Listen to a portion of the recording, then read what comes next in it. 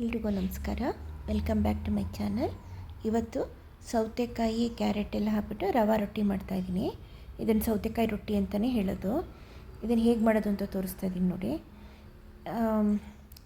ಸೌತೆಕಾಯಿ ತೊಗೊಂಡಿದ್ದೀನಿ, ಒಂದು ಕ್ಯಾರೆಟ್ ಒಂದು ತೊಗೊಂಡಿದ್ದೀನಿ, ಈರುಳ್ಳಿ ಸಣ್ಣದಾಗಿ ಹೆಚ್ಕೊಂಡಿದ್ದೀನಿ, ಜೀರಿಗೆ ಹಾಕ್ಕೊಂಡಿದ್ದೀನಿ, ಆಮೇಲೆ ರವೆ, ಬಾಂಬೆ ರವೆ ಮತ್ತು ಚಿರೋಟಿ ರವೆ ಎರಡು ಮಿಕ್ಸ್ ಮಾಡ್ಕೊಂಡಿದ್ದೀನಿ, ಒಂದು ಕಪ್ ತೆಂಗಿನಕಾಯಿ ತುರಿ ತೊಗೊಂಡಿದ್ದೀನಿ, ಒಂದು ಸ್ವಲ್ಪ ಹಸಿಮೆಣ್ಸಿನ್ಕಾಯಿ ಪೇಸ್ಟ್ ತೊಗೊಂಡಿದ್ದೀನಿ, ಅದ್ರ ಜೊತೆಗೆ ಕೊತ್ತಂಬರಿ ಸೊಪ್ಪು, ಒಂದೆರಡು ಹಸಿಮೆಣ್ಸಿನ್ಕಾಯಿನ ಕಟ್ ಮಾಡಿ ಕೂಡ ಹಾಕ್ತೀನಿ ನೋಡಿ. ಕ್ಯಾರೆಟು ಮತ್ತು ಸೌತೆಕಾಯಿ ಎರಡನ್ನೂ ಸಿಪ್ಪೆ ತೆಗೆದುಬಿಟ್ಟು ತುರಿದಿಟ್ಕೊಂಡು ತೊಗೊಂಬಂದಿದ್ದೀನಿ. ಅದನ್ನು ನೀರು ವೇಸ್ಟ್ ಮಾಡಬಾರ್ದು ಸೌತೆಕಾಯಿದು.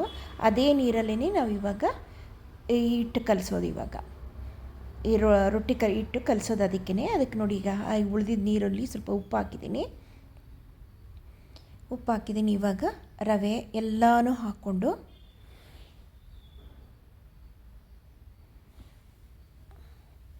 ಎಲ್ಲ ಸಾಮಾನು ಹಾಕ್ಕೊಂಡು ಇವಾಗ ರೊಟ್ಟಿ ಹಿಟ್ಟು ಕಲಿಸ್ಕೊಳ್ಳೋಣ. ರವೆ ಹಾಕ್ಕೊಳ್ತಾ ಇದ್ದೀನಿ. ಒಂದು ಕಪ್ ರವೆ ತೊಗೊಂಡಿದ್ದೀನಿ ನೋಡಿ. ಎರಡು ಮಿಕ್ಸ್ ಮಾಡ್ಕೊಂಡಿದ್ದೀನಿ, ಚಿರೋಟಿ ರವೆ ಮತ್ತು ಬಾಂಬೆ ರವೆ ಎರಡನ್ನೂ. ತೆಂಗಿನಕಾಯಿ ಒಂದು ಕಪ್ ತೊಗೊಂಡಿದ್ದೀನಿ, ತೆಂಗಿನಕಾಯಿ ತುರಿನ ನೋಡಿ. ಕೊತ್ತಂಬರಿ ಸೊಪ್ಪು ಪೇಸ್ಟು ಮತ್ತು ಹಸಿಮೆಣ್ಸಿನ್ಕಾಯಿ ಅಷ್ಟೂ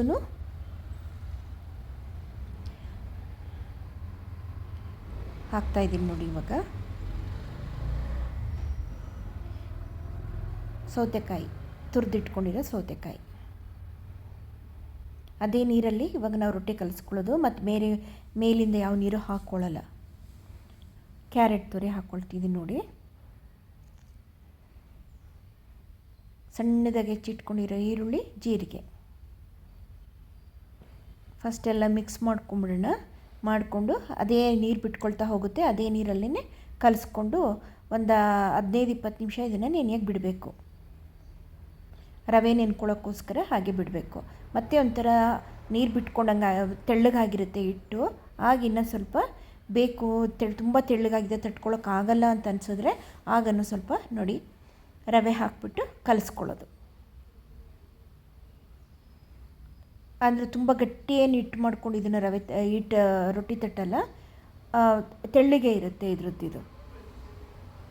ಈಗ ಸ್ವಲ್ಪ ನೆನ್ಕೊಳ್ಳೋಕೆ ಬಿಡೋಣ. ಇದನ್ನ ನೆಂದಾದ್ಮೇಲೆ ಮತ್ತೆ ನೋಡ್ಕೊಳ್ಳೋಣ ಇದ್ರದ್ದು ಹೇಗೆ ಬರುತ್ತೆ ಕನ್ಸಿಸ್ಟೆನ್ಸಿ ಅಂತ. ತುಂಬ ರವೆ ನೆನೆದ ಮೇಲೆ ಒಂದು ಸ್ವಲ್ಪ ಗಟ್ಟಿ ಆಗುತ್ತೆ, ಆದರೆ ಈರುಳ್ಳಿ ಎಲ್ಲ ಇರೋದ್ರಿಂದ ನೀರು ಬಿಟ್ಕೊಳ್ಳುತ್ತೆ. ಸೊ ಹಾಗಾಗಿ ಹಂಗೆ ತುಂಬ ನೀರಾಗಿದೆ ಅಂದರೆ ಇನ್ನೂ ಸ್ವಲ್ಪ ರವೆ ಹಾಕ್ಕೊಂಡು ಕಲಿಸ್ಕೊಳ್ಳೋದು ಅಷ್ಟೇ. ಈಗ ನೋಡಿ, ಅದು ರೆಡಿ ಮಾಡ್ಕೊಂಡು ನಾನು ಇವಾಗ ರೊಟ್ಟಿ ತಟ್ತಾಯಿದ್ದೀನಿ.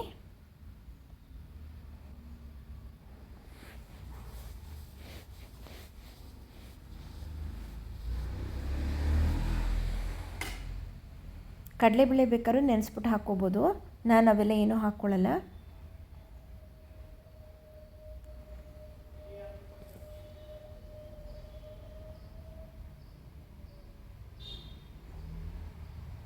ಎರಡೂ ಕಡೆ ಚೆನ್ನಾಗಿ ಕ್ರಿಸ್ಪಾಗಿ ಬೇಯಿಸ್ಕೊಳ್ಳೋದು. ಸ್ವಲ್ಪ ಎಣ್ಣೆ ಹಚ್ಚಿಬಿಟ್ಟು ಬೇಯಿಸ್ಕೊಳ್ಳೋದು ನೋಡಿ. ರೊಟ್ಟಿ ರೆಡಿ ಆಯಿತು.